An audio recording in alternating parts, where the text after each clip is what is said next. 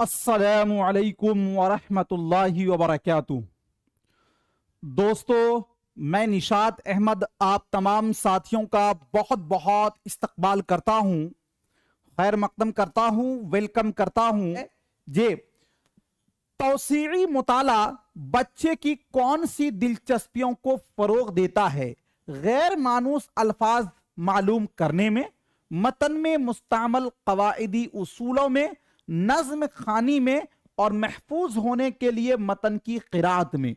देखिए, तौसीई मुताला जो है ना, इसी मुताला को एक दूसरा और नाम देते हैं अमीक। वो साथियों गहरा मुताला, अमीक वो गहरा मुताला। या फिर एक आप पढ़े होंगे बुलंद खानी, बुलंद खानी है ना। और एक साथियों आपका अमीक वो गहरा में भी होता है, एक होता है आपका सरसरी मुताला। तो सरसरी मुताला में कोई नोट वोट आप खोजते हैं तो वो आपका है, लेकिन तौसीई यानी अमीक वो गहरा मुताला इस बात पर आपको ये करता है कि आप और पढ़ें और ज्यादा सीखें, है ना। तो अगर ये कहें कि गैर मानूस अल्फाज मालूम करने में नहीं, मतन में मुस्तअमल कवाइदी उसूलों में, कवाइदी उसूल ये साथियों तौसीई मुताला में नहीं होगा।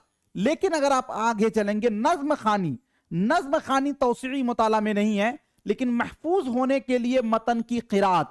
महफूज होने का मतलब यह होता है कि तौसीई मुताला से आपको एक तरह की सुकून मिलती है और इससे आपको दिलचस्पी पैदा होती है। किसमें? तो साथियों मुताला के अंदर। इसीलिए तौसीई मुताला आपके लिए क्या है? महफूज होने के लिए मतन की क़िराअत में। ऑप्शन नंबर जो है डी वाला आपका क्या हो जाएगा? राइट हो जाएगा। अगला क्वेश्चन आपके स्क्रीन पर है और यह क्वेश्चन साथियों 137 नंबर है। उस्ताद जी,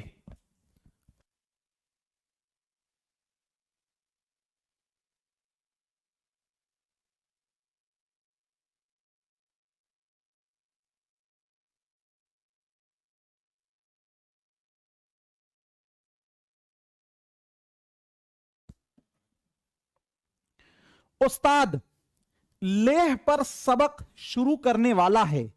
सबक शुरू करने से पहले वो तख्ते सियाह पर एक नक्शा खाका बनाकर बहस का आगाज करता है। ले, ले कहां भाई? आपको पता है कि ले का माना लद्दाख। ले कहां पड़ता है? लद्दाख। यानी उस्ताद जो है लद्दाख के लेह पर एक सबक पढ़ाना चाह रहा है। वहां शुरू करने से पहले वो ब्लैक बोर्ड पर एक डिजाइन तैयार करता है। वो ये करता है जिसमें लिखता है कि खान पान और तहजीब, मशहूर मकामात, जबान और आबो हवा। कोई भी टॉपिक को आप जब पढ़ाते हैं तो वहां पर आप ये करते हैं ना कि भाई वहां की जबान कौन सी है, वहां के खान पान क्या है, आबो हवा कैसी है, वहां के लोग रहते कैसे हैं, है ना, वहां के मशहूर मकामात यानी फेमस जगह कौन कौन सी है। तो उस्ताद लेह पर सबक शुरू करने वाला है। सबक शुरू करने से पहले वो तख्ते सियाह यानी कि बोर्ड पर एक नक्शा यानी एक खाका बनाता है। और वो खाका किस टाइप का होता है? तो वो ऐसे ही होता है, खान पान और तहजीब, मशहूर मकामात, जबान और आबो हवा, इस टाइप का होता है। तो ये जो है ये क्या होगा? उस्ताद के जरिया तख्ते सियाह पर बनाया गया नक्शा या खाका क्या है? रियासत का नक्शा।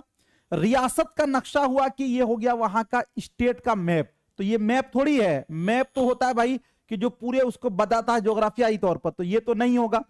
तसव्वुरात का खाका, तसव्वुरात का खाका ये हुआ कि जो आप सोचते हैं आपके दिमाग में किसी भी जगह के बारे में। जैसे मान लीजिए कि साथियों हमने आपको बताया चीन, चीन का एक जगह है साथियों, आपको जे कोई भी जगह आप ले लेंगे तो वहां के जगह के बारे में आपको सबसे पहले क्या आएगा कि वहां के लोग कैसे रहते हैं, खाना क्या खाते हैं, कैसे पहनते हैं, वहां की आबो हवा क्या, यही ना आपके दिमाग में आएगा। तो ये जो है खान पान, मशहूर मकामात, जबान, आबो हवा, ये तसव्वुरात का खाका है। यानी जो दिमाग में आपके किसी भी जगह के बारे में आपका आता है जी। तो आपका ऑप्शन नंबर बी होगा। अगर कहते हैं मौजुआती नक्शा, तो मौजुआती नक्शा ये है कि कोई टॉपिक है उसका ये, तो ऐसा नहीं है। आला नक्शा, आला नक्शा भी ये नहीं है।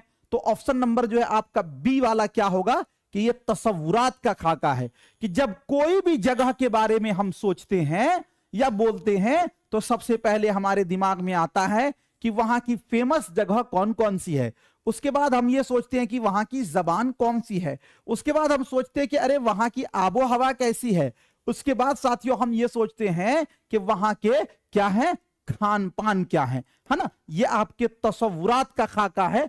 ऑप्शन नंबर बी वाला आपका राइट हो जाएगा। ठीक है, चलिए अगला क्वेश्चन है आपके स्क्रीन पर 138 नंबर में। बच्चे मुअत्थिर अंदाज में लिखना सीखते हैं अगर लिखी हुई चीज को उस्ताद ने तलबा से इमला बोलकर लिखा हो, लड़कों के सियाक से मानवियत रखती हो और बामाना हो, उस्ताद के सियाक और सकाफत से मानवियत रखती हो, बोली हुई आवाज उसकी तहरीरी हैयत के माबैन रब्त हो। क्या पूछा जा रहा है? क्वेश्चन को अगर आप देखेंगे तो बहुत आसान लगेगा, बहुत इजी क्वेश्चन है, लेकिन अगर थोड़ा सा शांति से आप इस क्वेश्चन को पढ़िएगा तो आपको समझ में आ जाएगा। बच्चे मुअस्सिर अंदाज में लिखना सीखते हैं अगर लिखी हुई चीज को, देखिए हमने आपको बताया कि लिखने का मतलब क्या होता है। लिखने का मतलब यह होता है कि हम अपने तजर्बात को लिखें। लिखने का मतलब है कि हम अपने जज्बात को लिखें। लिखने का मतलब है वो चीज जो चीज हमने महसूस किया है, यानी जो हमारा क्या है अनुभव है, उसको हम लिखें।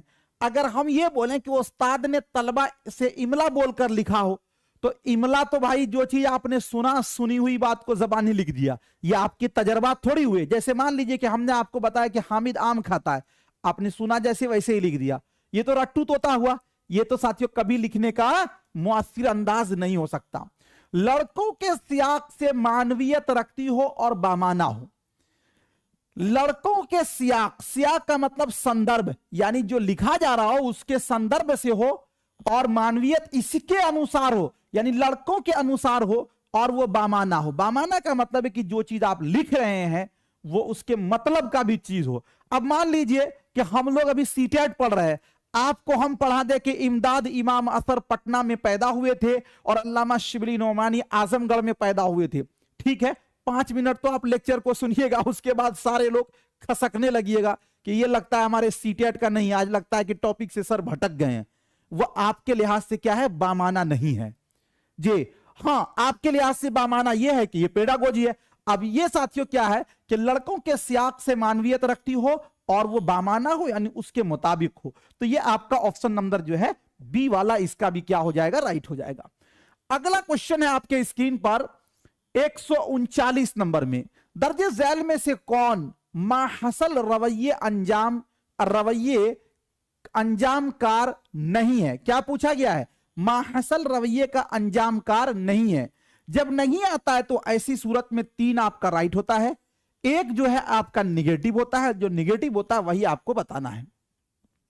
यह मुकम्मल तौर पर उस्ताद मरकूज होता है, यह किरदारियत पसंद मॉडल पर मबनी होता है, यह तैयार शुदा यानी आखिरी अंजाम पर तवज्जो मरकूज करता है, यह ख्यालात की आमद और एच पर जी और अपच पर जोर देता है, उपज पर जोर देता है जी।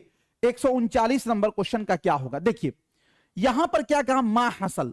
सबसे पहले आप माहसल का मतलब क्या होता है साथियों, एप्रोज, यानी कि आप समझ रहे हैं कि इसका यह हुआ कि जो माहसल यानी जो चीज आपने सीखा, तो यह किरदारियत पसंद मॉडल पर मबनी होता है, यह बिल्कुल सही है।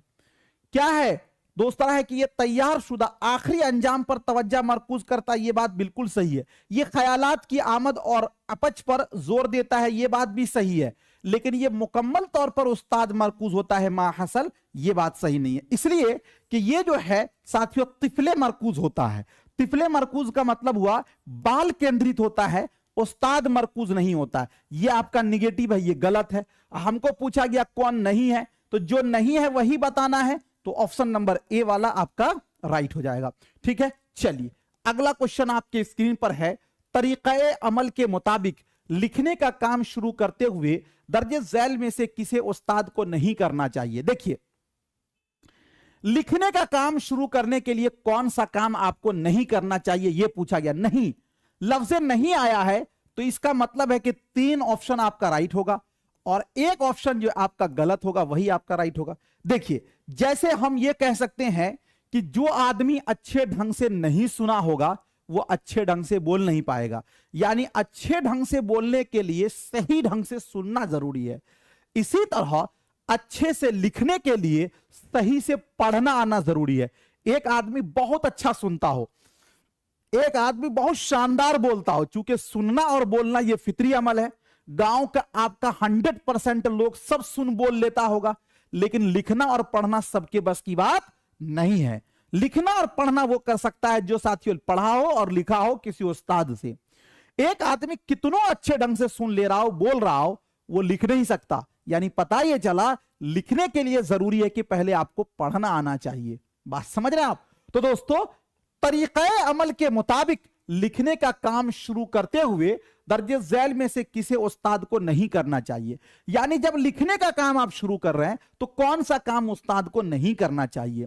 पहला है इज्तिमाई गौर खौस, दूसरा है नोट लिखवाना, तीसरा है मसौदा तैयार करना और चौथा है प्रूफ पढ़ना। एक बात आप समझिए कि साथियों, जब हम लिखने का काम शुरू करते हैं तो इज्तिमाई गौर खौस, किसी भी चीज पर डिस्कशन करना जरूरी है।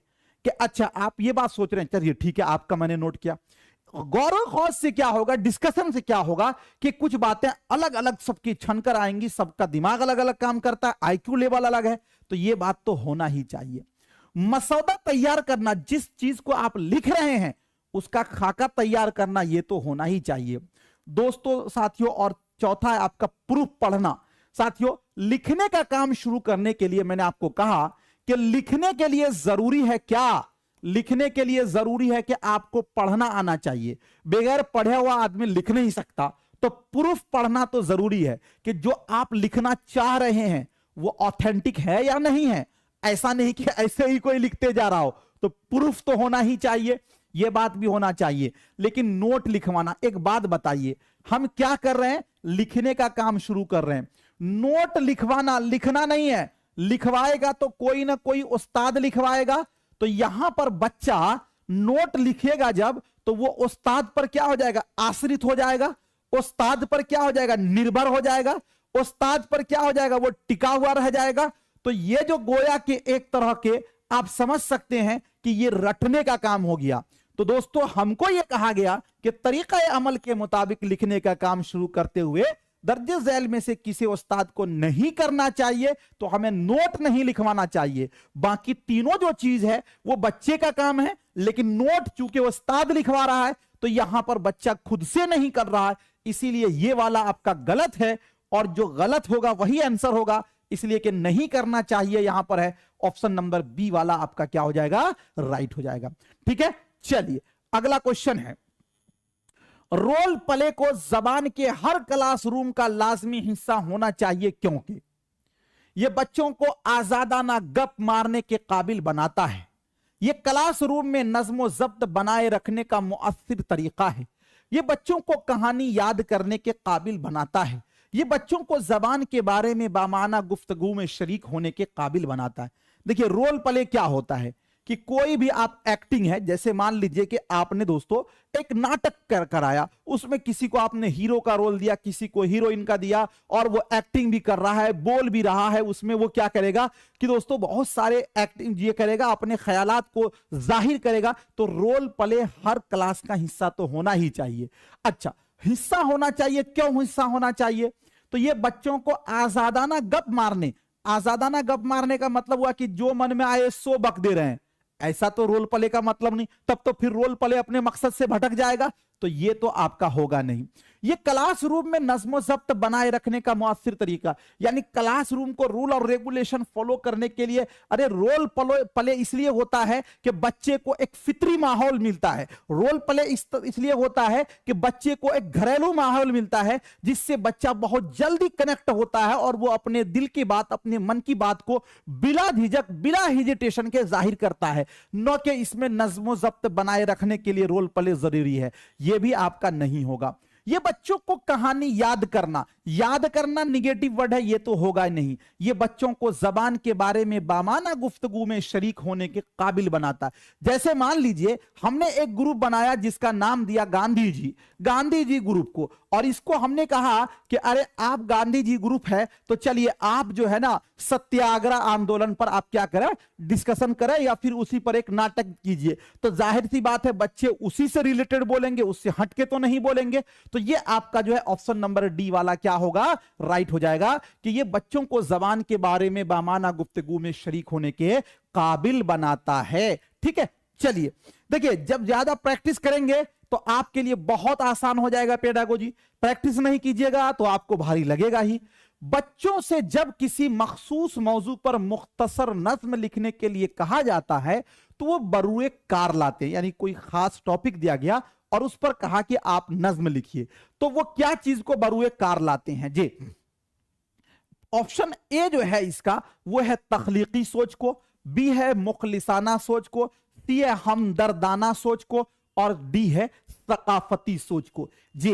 142 नंबर क्वेश्चन। क्वेश्चन तो बहुत आसान है कि बच्चे को जब भी किसी मखसूस मौजू पर मुख्तसर नज्म लिखने के लिए कहा जाता है तो सबसे पहले दोस्तों वो क्या करेगा, वो क्रिएटिविटी यानी रचनात्मक जो उसका पहलू है उसी को लाता है, यही ना है। तो चूंकि किसी भी मखसूस मौजू पर उसको चुनने के लिए कहा गया तो वो तख्लीकी सोच है ना, ऑप्शन नंबर ए वाला आपका क्या हो जाएगा, राइट हो जाएगा। अगला क्वेश्चन है 143 नंबर में, बच्चों को अच्छा कारी बनाने के लिए, अच्छा कारी का मतलब होता है यक़रऊ के मतलब होता है पढ़ना, कारी का मतलब होता है पढ़ने वाला। अच्छा कारी बनाने के लिए मतलब होता है अच्छा पढ़ने वाला बनाने के लिए। बच्चों को अच्छा कारी बनाने के लिए उनमें लफ्जियात को फरोग देना एक अच्छा अमल है जी। दर्जे झैल में से कौन लफ्जियात को फरोग देने की बेहतरीन हिकमत अमली हो सकती है। बात समझ लीजिए भाई, अगर आप अच्छे पढ़ने वाले कब हो सकते हैं, जब ज्यादा से ज्यादा डिक्शनरी यानी लुगत आपको पता हो, ज्यादा से ज्यादा अल्फाज का माना आपको पता हो, तब ना आप अच्छे पढ़ने वाले हो सकते हैं, वरना तो आप रटन तू तोता रहिएगा।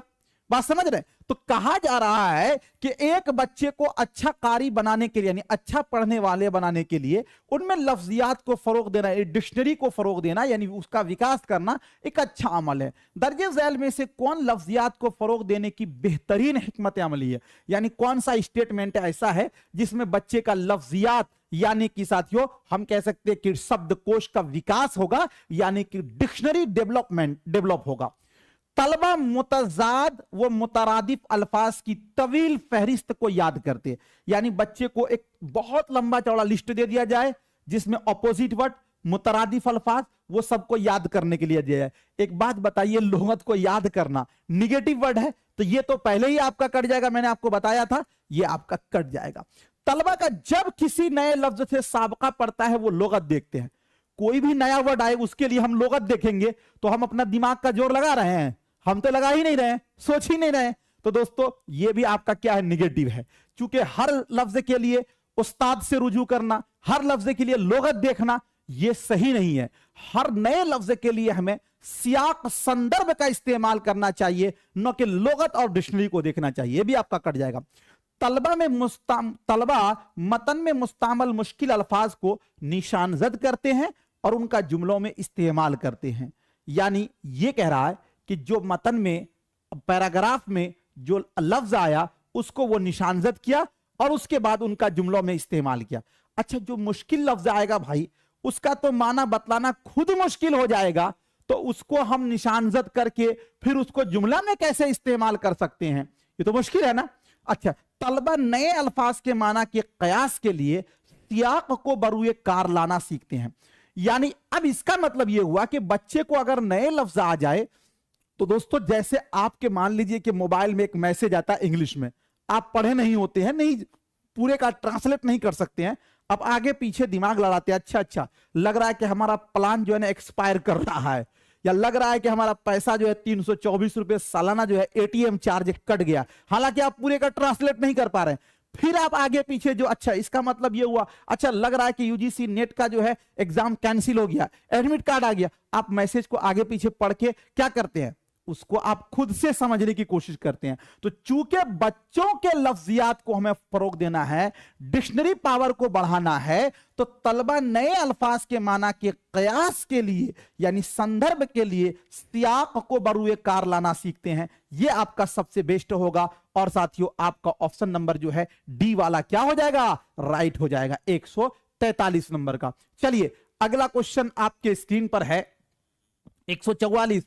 उस्ताद बच्चे की जिंदगी के चंद अहम वाकयात का मुशाहिदा करता है और उन्हें बयानिया अंदाज में रिकॉर्ड करता है, उसे क्या कहेंगे? सरनामा कहेंगे, पोर्टफोलियो कहेंगे, मुशाहिदा कहेंगे, वाकयाती रिकॉर्ड कहेंगे। 144 नंबर का क्या होगा? देखिए उस्ताद क्या कह रहा है यहां पर। सबसे पहले अब थोड़ा सा ध्यान दीजिए कि उस्ताद बच्चे के जिंदगी के चंद अहम वाकयात, बच्चे के जिंदगी के पूरे वाकयात नहीं है, चंद वाकयात। चंद मतलब मान लीजिए कि पूरे साल आप पढ़ते हैं ना, कोई 2-3 वाकयात को उन्होंने क्या किया, मुशाहिदा किया, उसको देखा और फिर उन्हें बयानिया अंदाज में रिकॉर्ड करता है कि आपने फला प्रोग्राम में जो हिस्सा लिया, आपका क्या स्टाइल था, आपके अंदर क्या कमियां थी, उस सभी चीज को उन्होंने लिख लिया।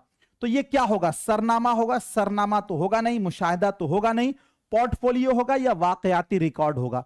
एक बात जानिए, पोर्टफोलियो वो होता है जिसके अंदर पूरा लेखा जोखा आपका होता है। ये एक तरह का दस्तावेज है। जैसे मान लीजिए कि एक डायरी है जिसमें आपकी परसेंटेज, हाजिरी का, गैर हाजिरी का, सारी चीजें हैं, न कि इसके अंदर चंद अहम वाकयात होगा। तो ये तो आपका कट जाएगा चूंकि यहां पर चंद लफ्ज जुड़ा हुआ है। लेकिन वाकयाती रिकॉर्ड हो जाएगा इसलिए कि कुछ वाकयात का मुशाहिदा किया, यानी उसको देखा और फिर उसे रिकॉर्ड किया। तो दोस्तों ये जो है आपका ऑप्शन नंबर डी वाला क्या हो जाएगा? राइट हो जाएगा। ठीक है, बात समझ में आपको आ गई।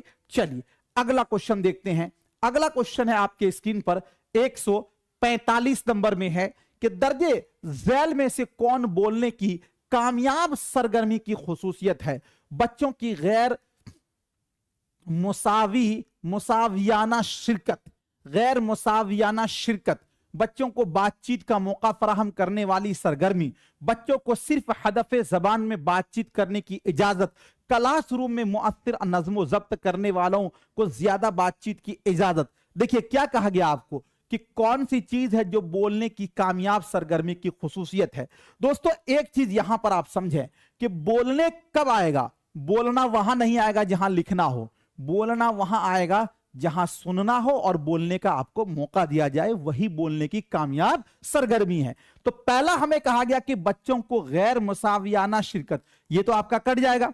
बच्चों को बातचीत का मौका फराहम करने वाली सरगर्मी, यानी आप ऐसी सरगर्मी, ऐसा क्रियाकलाप कर रहे हैं जिसके अंदर बच्चा जो है ज्यादा से ज्यादा क्या कर रहा है भाई? तो वो बातचीत कर रहा है। ज्यादा से ज्यादा क्या कर रहा है वो? तो बातचीत कर रहा है। तो बातचीत में क्या होगा? जब वो बोलेगा तो दूसरा साथियों क्या करेगा? सुनेगा, और दूसरा जब सुनेगा बोलेगा तो ये सुनेगा। तो बातचीत से ही बोलने की कामयाब सरगर्मी होगी। तो ये ऑप्शन नंबर जो है बी वाला आपका क्या हो जाएगा? राइट हो जाएगा। ठीक है, और एक चीज यहां पर मैंने कई बार बताया भी है, देखिए जब कभी आपको लिखे पहली जबान, तो ये दोस्तों याद रखिएगा, पहली जबान से मुराद होता है आपका मदर टंग, यानी कि मादरी जबान, यानी कि मातृभाषा। ये दोस्तों क्या होता है? तो ये एक आपका फितरी अमल है, और हम मातृ जबान यानी मातृभाषा यानी पहली जबान का क्या करते हैं?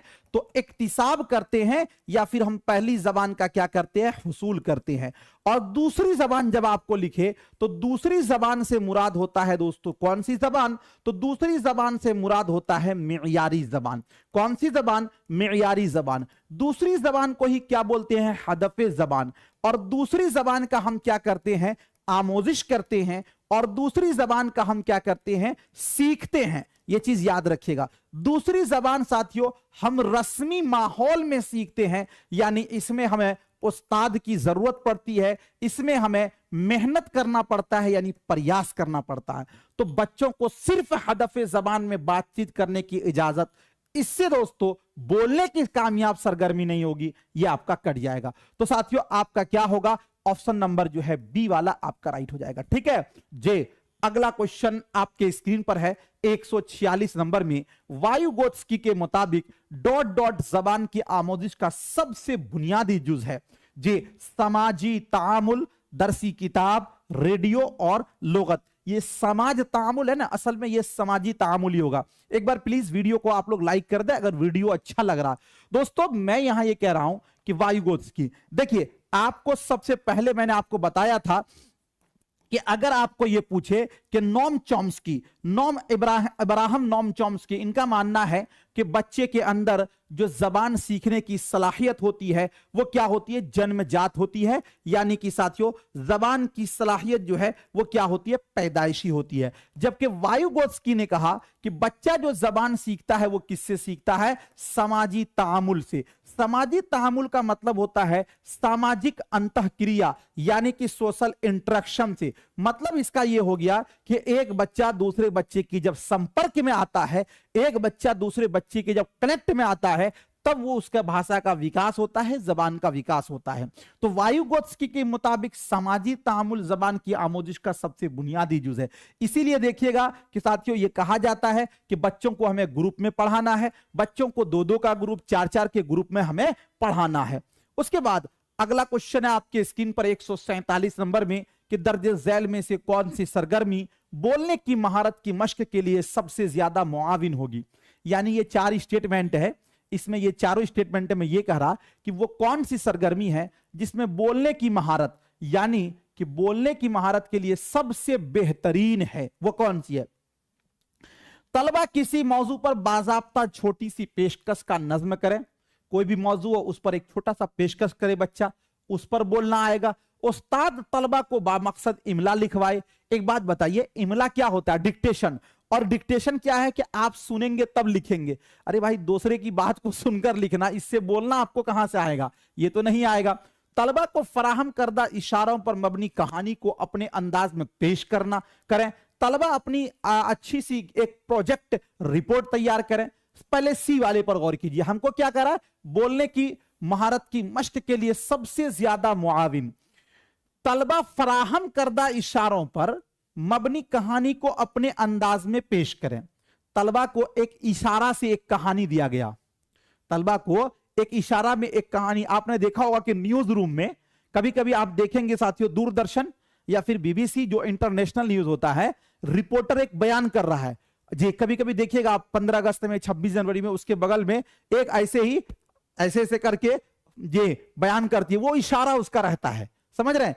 तो ये चीज कह रहा है कि तलबा फराहम करदा इशारों पर मबनी कहानी को अपने अंदाज में, तलबा को इशारे से कुछ कहानी बताया गया, उसको बच्चा को बोला गया कि आप अपने अंदाज में पेश कीजिए। एक बात बताइए, बोलने का मतलब होता है अपनी बातों को बोलना, अपने तजर्बात को बोलना, अपने ख्यालात को बोलना, अपने जज्बात को बोलना, अपने एहसासात को बोलना।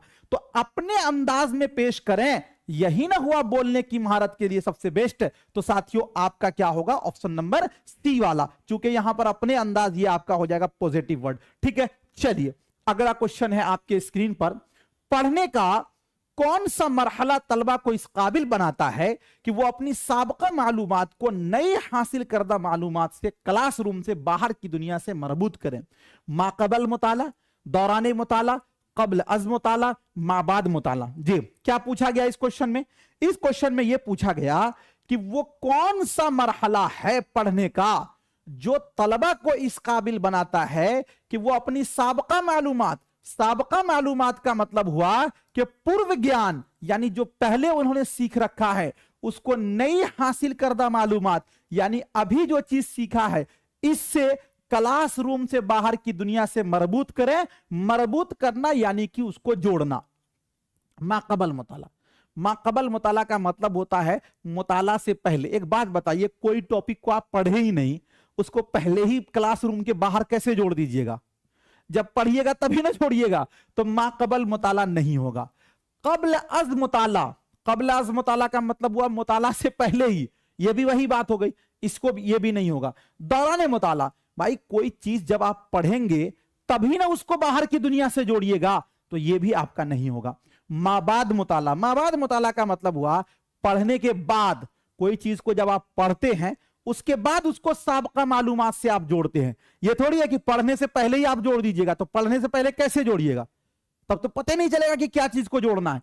तो ये आपका माबाद मुताला आपका राइट होगा, ऑप्शन नंबर डी वाला आपका राइट हो जाएगा। जैसे हम एक मिसाल देते हैं कि एक साथी है जो साथियों उसको समझ में ही नहीं आ रहा है कि ये क्या लिखा हुआ है, लेकिन उन्होंने क्या किया कि ये वो पढ़ा हुआ है कि ये भे है, तो दिमाग लगाएगा कि अच्छा भे, इससे पहले हम पढ़े हैं कि इस तरफ बे होगा, और फिर उन्होंने देखा कि ये इसमें ये भी है, तो वो समझ गया अच्छा बे जोड़ है, यानी ये जो पढ़ा तो पढ़ने के बाद ना वो इसको इससे जोड़ेगा, तो ये उसका साबका मालूमात हुआ। कौन? बे और हे, ये उसका साबका मालूमात हुआ, और पढ़ने के बाद इसको इससे वो जोड़ेगा, तो ये आपका हो गया माबाद मुताला। ऑप्शन नंबर डी वाला राइट हो जाएगा। ठीक है, चलिए अगला क्वेश्चन आपके स्क्रीन पर है। वकूफियत पसंदों के मुताबिक बच्चे जबान की आमोजिश मुअस्सिर तरीके से करते हैं जब। वकूफियत पसंदों के मुताबिक जी यानी कॉग्निटिव, ये चलिए उस्ताद क्लास को कंट्रोल करता और बच्चों को बहुत कम मौका देता। यानी वकूफियत पसंदी यानी ये लोग का मानना ये है कि बच्चे मुअस्सिर तरीके से कब जबान सीखते हैं, तो उस्ताद क्लासरूम को कंट्रोल करे और बच्चों को बहुत कम मौका मिले। देखिए बच्चों को बहुत कम मौका मिलेगा तो क्या बच्चा उससे जबान सीख लेगा? नहीं सीख पाएगा, तो पहला निगेटिव है। वो बच्चों को कवायद के उसूल याद करने की हौसला अफजाई करता। अरे कवायद के उसूल को याद नहीं करना है, बल्कि हमने ये पढ़ा है कि बच्चे को कवायद के उसूल को समझाना है, याद नहीं करना है, रटना नहीं है, तो ये वाला भी निगेटिव है। बच्चे तख्ते सियाह से जवाबात साफ साफ नकल करते हैं। ब्लैक बोर्ड पर कोई चीज लिखा और उसको आप लिख रहे हैं, तो उसमें आपका योगदान क्या है? उसमें आपका योगदान 0/0 है, उससे आप नहीं सीख पाएंगे। उससे ज्यादा यह है कि आपको कुछ ऐसी चीज बताई जाए जो आप खुद से लिख पाए, तो यह भी आपका निगेटिव है, ये रटंतु प्रणाली है। उस्ताद मुख्तलिफ महारतों पर मबनी कामों और सरगर्मियों में शिरकत के लिए तलबा को हौसला अफजाई करते हैं कि बेटा तुम इसमें भी हिस्सा लो, उसमें भी हिस्सा लो, रोल प्ले में हिस्सा लो, शर्माओ नहीं। तो ये चीज जो है उसके लिए बेस्ट है, तो ऑप्शन नंबर जो है डी वाला आपका क्या हो जाएगा? राइट हो जाएगा। ठीक है, चलिए अगला क्वेश्चन है आपके स्क्रीन पर 150 नंबर में कि अच्छा सामिዕ, सामिዕ का मतलब हुआ सुनने वाला, कौन होगा? अल्फाज को अदा करने का तरीका सीख सकता है, कार फरमा जे इरादों को पहचान सकता है, पूछे गए सवालों का सही जवाब दे सकता है, हर लफ्ज का तलफ्फुज सही सही करता है। अच्छा सामिዕ कौन होगा? देखिए मान लीजिए कि हम आपको एक कहानी सुना रहे हैं, या आप में से कुछ ऐसे लोग होंगे कि कहेंगे अरे सर इतना लेंथी, इतना धीरे धीरे, जल्दी करो जल्दी करो। वो से कहेंगे बाद में जो है ना हम वीडियो को 2x करके देख लेंगे, यानी हम वीडियो को 10 गुना बढ़ा के देख लेंगे। क्या वो अच्छा सामिዕ है? अच्छा सामिዕ वो है जो बातों को सही से सुनेगा, और जब जो बातों को सही से सुनेगा तो उससे जो भी सवाल पूछे जाएंगे वो जवाब दे देगा। तो पहला यह है कि अल्फाज को अदा करने का तरीका सीख सकता है, साथियों नहीं। कार फरमा इरादों को पहचान सकता है, यानी इरादा क्या है जी नहीं। पूछे गए सवालों का सही जवाब दे सकता है, जो सही से सुनेगा। मान लीजिए कि हम आपके सामने कोई कहानी को पेश कर रहे हैं, एक बच्चा है जो उंगलियों से दांत को काट रहा, ये दांत से उंगलियों को, ये नाखून को काट रहा, एक बच्चा आपस में बात कर रहा, एक बच्चा उधर देख रहा, उससे उस कहानी का कोई किरदार पूछा जाएगा तो बता पाएगा? नहीं बता पाएगा। लेकिन एक बच्चा वो है जो बिल्कुल शांति मिजाजी से सुन रहा है, तो जो सुनेगा उससे कोई उस कहानी से किरदार अगर पूछा जाए तो वो फौरन जवाब दे देगा। तो अच्छा सामिዕ वो है जो पूछे गए सवालों का सही जवाब दे सकता है। तो ऑप्शन नंबर जो है सी वाला जगह एग्जाम को। थैंक यू सो मच, मिलता हूं फिर आपसे नेक्स्ट टाइम नेक्स्ट वीडियो के साथ, और इस शेर के साथ जुदा हूंगा कि मिटा दो अपनी हस्ती को अगर कुछ मर्तबा चाहो, मिटा दो अपनी हस्ती को अगर कुछ मर्तबा चाहो, कि दाना खाक में मिलकर गुले गुलजार होता है। थैंक यू सो मच, बहुत बहुत शुक्रिया, खुदा हाफिज।